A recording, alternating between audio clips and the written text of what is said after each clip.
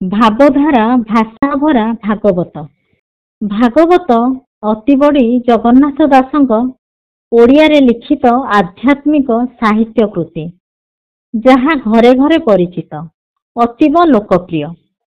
ବ୍ୟାସଦେବଙ୍କ ସଂସ୍କୃତ ଭାଗବତର ଅନୁବାଦର ସରଳୀକରଣ, ଅତୀବ ସୁଖପ୍ରଦ ସୁଲଳିତ ନବାକ୍ଷରୀ ଛାନ୍ଦରେ ଲିଖିତ, ଶ୍ରୁତିମଧୁର, ଯାହା ଜନତାଙ୍କ ପାଇଁ ସମର୍ପିତ।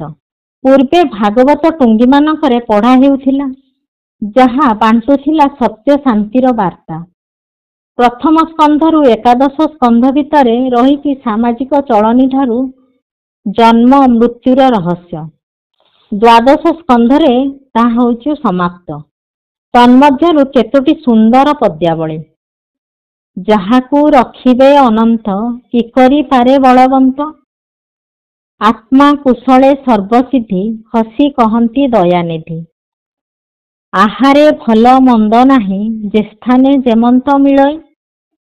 ଉତ୍ତମ ସଙ୍ଗେ ସଙ୍ଗଜାର ସେ କରେ ଉତ୍ତମ ବ୍ୟବହାର। ସକଳ ଦେହେ ନାରାୟଣ ବସନ୍ତି ଅନାଦି କାରଣ। ଧନ ଅର୍ଜନେ ଧର୍ମ କରି ଧର୍ମେ ପ୍ରାପତ ନରହରି।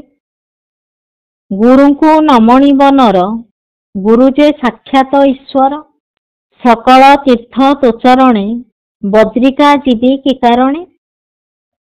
ମର୍ତ୍ତ୍ୟ ମଣ୍ଡଳେ ଦେହ ବହି ଦେବତା ହୋଇଲେ ମରଇ। ଭାଗବତ ଜୀବନଧାରାର ସଫଳ ରୂପାୟନ।